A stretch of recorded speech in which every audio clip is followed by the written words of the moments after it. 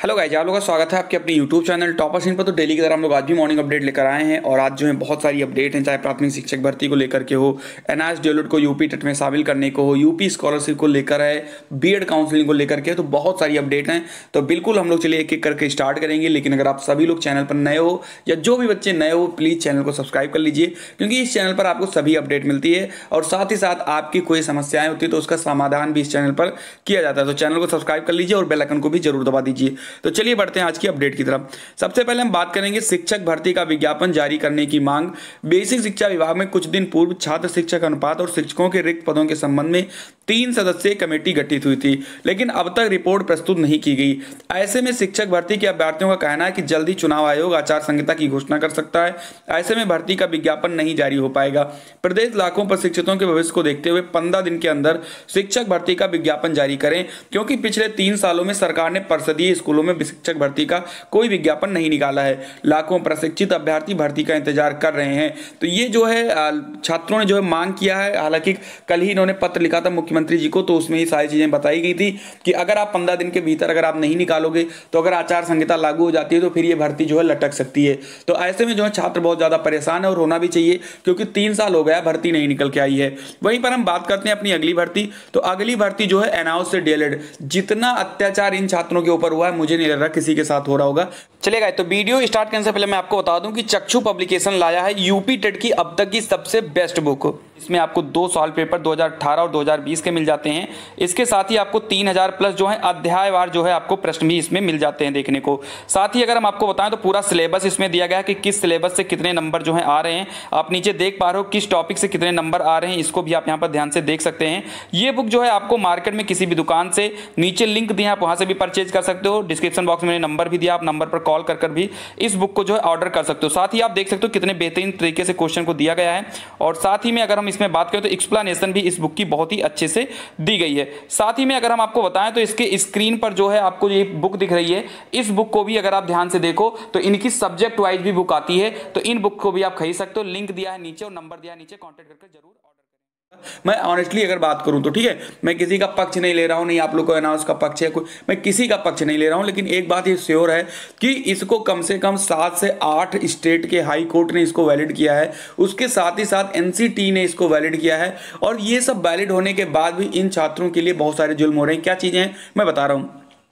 शिक्षक भर्ती की लिखित परीक्षा में शामिल होने की उम्मीद संजोए करीब 1.5 लाख अभ्यर्थी पहले ही पायदान पर अटक गए हैं। उत्तर प्रदेश शिक्षक पात्रता परीक्षा में शामिल होने के लिए राष्ट्रीय मुक्त विद्यालय शिक्षा संस्थान से डीएलएड करने वालों को मान्य नहीं किया गया है, जबकि राष्ट्रीय अध्यापक शिक्षा परिषद एनसीटी ने जनवरी में ही इस पाठ्यक्रम को मान्य करने के लिए सरकारों को पत्र लिखा था। अब सरकार के निर्णय पर सभी की निगाहें टिकी हैं। बेसिक शिक्षा परिषद के प्राथमिक विद्यालयों की शिक्षक भर्ती की लिखित परीक्षा में वे अभ्यर्थी ही शामिल हो सकते हैं जो केंद्र या राज्य की टीटी उत्तीर्ण हो।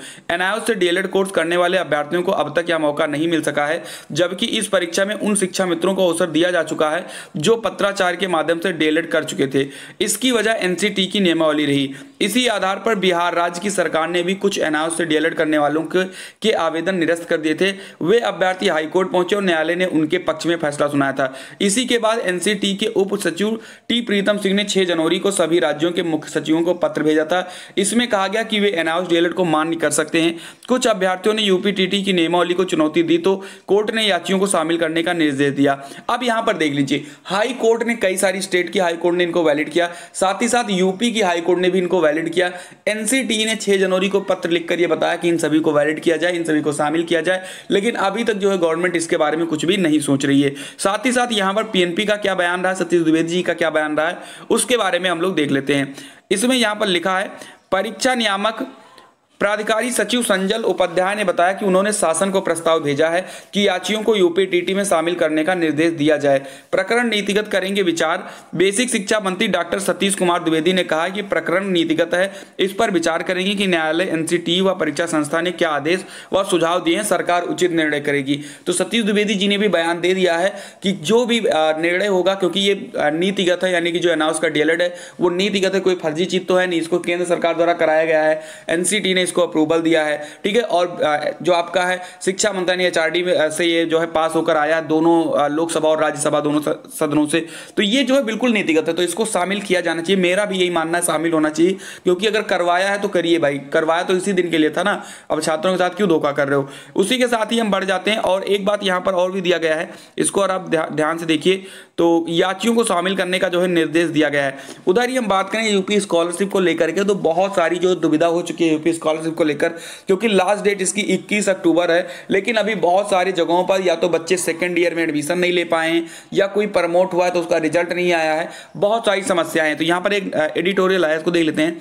रिजल्ट के फेर में फंसे छात्रवृत्ति के आवेदन।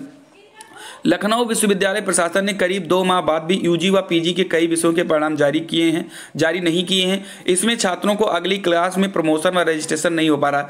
देखो ये यहाँ पर बात लखनऊ विश्वविद्यालय की हो रही है, लेकिन ऐसे ही बहुत से विश्वविद्यालय जैसे आपके अवध यूनिवर्सिटी हो गया, रज्जू भैया हो गया, या और भी बहुत से यूनिवर्सिटी हैं जहाँ पर सेकेंड ईयर, अभी फर्स्ट ईयर का भी पेपर नहीं हुआ, तो छात्र सेकेंड ईयर की स्कॉलरशिप कैसे भर सकते हैं। तो ये सभी लोगों के लिए इंपॉर्टेंट न्यूज है।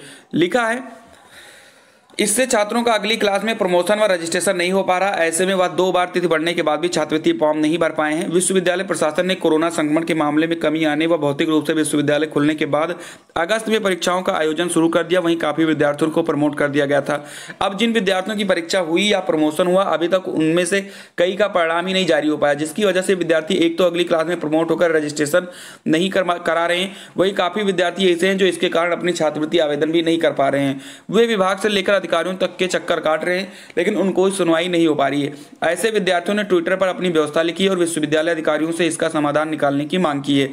उन्होंने कहा कि छात्रवृत्ति फॉर्म की अंतिम तिथि करीब है। परीक्षा विभाग की इस लापरवाही से उनके सामने ज्यादा बड़ी समस्या खड़ी हो जाएगी, क्योंकि पहले ही आवेदन तिथि बढ़ाई जा चुकी है। तो यहाँ पर सारी चीजें बताई और ये भी कहा है कि हो सकता है कि अब जो है आवेदन तिथि भी ना बढ़े, तो ऐसे में बहुत सारी समस्याएं होने वाली हैं कि क्या किया जाए। लेकिन ठीक है, हम लोग जो है अपना देख लेते हैं क्या चीजें हैं और आगे देखते हैं। 1-2 दिन में हम लोग पता करेंगे, कुछ कॉलेज वगैरह खुल जाए, क्योंकि छुट्टी भी 2 दिन से चल रही है, और समाज कल्याण विभाग भी खुल जाए, तो कुछ इधर उधर से जानकारी जो मिलेगी वो आपको इस चैनल के माध्यम से बताया जाएगा। ठीक है, चलिए यहीं बढ़ जाते हैं अगली अपडेट को लेकर के। अगली अपडेट है एडेड जूनियर भर्ती को लेकर के। एडेड जूनियर भर्ती में बहुत से छात्र हैं जिनका एडमिट कार्ड नहीं आया है, उनके आवेदन को निरस्त किया गया है। कल के भी न्यूज में ये था और आज की न्यूज में जो है इसी के बारे में दिया गया है। इसमें लिखा है आवेदन निरस्त होने से परेशान अभ्यर्थी पीएनपी पर जुटे। जूनियर हाई स्कूल में सहायक अध्यापक और प्रधानाध्यापक भर्ती परीक्षा 2021 में तमाम अभ्यर्थियों के आवेदन निरस्त कर दिए गए हैं। वहीं कुछ अभ्यर्थियों का प्रवेश पत्र डाउनलोड नहीं हो रहा है और पीएनपी ने आवेदन निरस्त करने की वजह से संबंधित नोटिस चस्पा कर दिया है। नोटिस में आवेदन निरस्त के लिए जिन बिंदुओं का आधार बनाया गया है वह लिखा है, पीएनपी ने ऐसे अभ्यर्थियों का आवेदन निरस्त किया है जिनका उच्च प्राथमिक स्तर पर सीटेट प्रमाण पत्र 2014 से पहले का है। इसके अलावा कुछ 12 बिंदु नोटिस में जिनके आधार पर आवेदन निरस्त किए गए हैं। पीएनपी की ओर से स्पष्ट किया गया कि यह नोटिस उनके लिए जिन्होंने कोर्ट के आदेश पर ऑफलाइन आवेदन किया है, क्योंकि कोर्ट ने बीएड अभ्यर्थियों को ही आवेदन की अनुमति दी है। साथ ही साथ दूसरी न्यूज भी निकल के आई है कि प्रदेश के 697 केंद्रों पर होगी सहायक अध्यापक और प्रधानाध्यापक भर्ती परीक्षा। जूनियर हाई स्कूलों में सहायक अध्यापक और प्रधानाध्यापक भर्ती परीक्षा 2021 रविवार को सूबे के 697 केंद्रों पर होगी। परीक्षा मंडल मुख्यालय वाले जनपदों में बनाए गए केंद्रों पर होगी। पहली पाली में सहायक अध्यापक और प्रधानाध्यापक के प्रथम प्रश्न पत्र की परीक्षा होगी। दूसरी पाली में प्रधानाध्यापक के दूसरे प्रश्न पत्र की परीक्षा होगी। पहली पाली में कुल 3,36,371 परीक्षार्थी हैं, जबकि दूसरी पाली में 19,559 अभ्यर्थी हैं। पहली पाली में सुबह 10 से 12:30 बजे तक पेपर होगा। सारी चीजें यहाँ पर लिखी गई हैं, तो आप इनको आराम से देख सकते हो। एडमिट कार्ड जो है सभी का आ चुका है, जो बच्चों ने ऑफलाइन किया था वो भी ऑनलाइन, सभी का एडमिट कार्ड आ चुका है। तो सभी लोग एडमिट कार्ड वगैरह डाउनलोड कर लीजिए और पेपर के लिए सभी को ऑल द बेस्ट। वहीं पर बढ़ते हैं अपनी अगली अपडेट को। तो अगली अपडेट है कि प्रदेश में 2445 स्टाफ नर्स की होगी भर्ती। राष्ट्रीय स्वास्थ्य मिशन NHM उत्तर प्रदेश की ओर से 2445 स्टाफ नर्स की भर्ती के लिए विज्ञापन जारी किया गया है। संविदा पर स्टाफ नर्स की भर्ती की जाएगी और इन्हें प्रतिमाह 20,500 रुपए मानदेय दिया जाएगा, यानी तकरीबन 20,500 रुपए मानदेय मिलेगा। अभ्यर्थी 20 अक्टूबर से ऑनलाइन आवेदन फॉर्म भर सकेंगे। अंतिम तारीख 9 नवंबर निर्धारित की गई है, तो 20 तारीख से आप सभी का फॉर्म भरा जाएगा। तो जो भी एलिजिबिलिटी, भाई जाहिर सी बात है NHM की है तो आपके पास कुछ ना कुछ जो है डॉक्टरी की डिग्री होनी चाहिए, थोड़ा बहुत, चाहे बी फार्मा डी फार्मा कुछ भी है। तो आप एलिजिबिलिटी जाके देख लीजिएगा, उनकी साइट दी गई है www.nrhm.gov.in। यहीं पर आपको खाली पदों पर भर्ती की प्रक्रिया शुरू करनी है। स्टाफ नर्स की भर्ती NHM द्वारा चलाए जा रहे विभिन्न कार्यक्रमों में की जाएगी। भर्ती में सर्वाधिक मैटरनल प्रोग्राम के अंतर्गत 900 स्टाफ नर्स की भर्ती होगी। 1 साल की संविदा पर भर्ती होगी और कार्य बेहतर रहा तो आगे संविदा की अवधि बढ़ाई जाएगी। यहाँ पर सारी चीजें लिखी गई हैं। साथ ही साथ हम बात कर लेते हैं बीएड काउंसलिंग को लेकर के। तो जो बीएड की पूल काउंसलिंग है वो 22 तारीख से शुरू हो रही है। अभ्यर्थियों को मिलेगा एक और मौका। लखनऊ विश्वविद्यालय 22 अक्टूबर से बीएड 2021-23 के लिए बची हुई सीटों पर पूल काउंसलिंग कराएगा। इस चरण में उन सभी अभ्यर्थियों को शामिल होने का मौका दिया जाएगा जिन्हें अभी तक कोई भी सीट आवंटित नहीं हुई है या फिर जो अब तक पंजीकरण ही नहीं करा पाए हैं, और यदि पंजीकरण किया तो उन्हें सीट नहीं मिली। ऐसे सभी अभ्यर्थियों के लिए विकल्प खोल दिए जाएंगे। पूल काउंसलिंग में शामिल होने पर अभ्यर्थियों को पूरी फीस 51,250 रुपये जमा करनी होगी।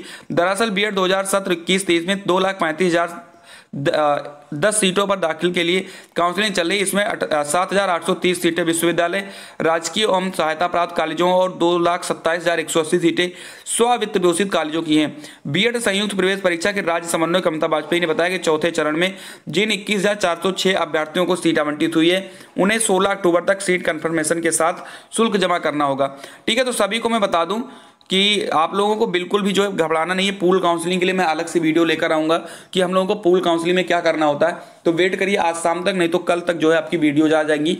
सभी लोग अपने जो है डॉक्यूमेंट्स वगैरह तैयार रखना, कितने कितने फीस लगेंगी उन सब के बारे में आपको इस चैनल के माध्यम से बताया जाएगा। तो चैनल को जरूर सब्सक्राइब किए ताकि आपको भी बेहतरीन अपडेट मिल सके। तो मिलते हैं हम लोग अपनी अगली वीडियो में, तब तक के लिए जय हिंद, जय भारत।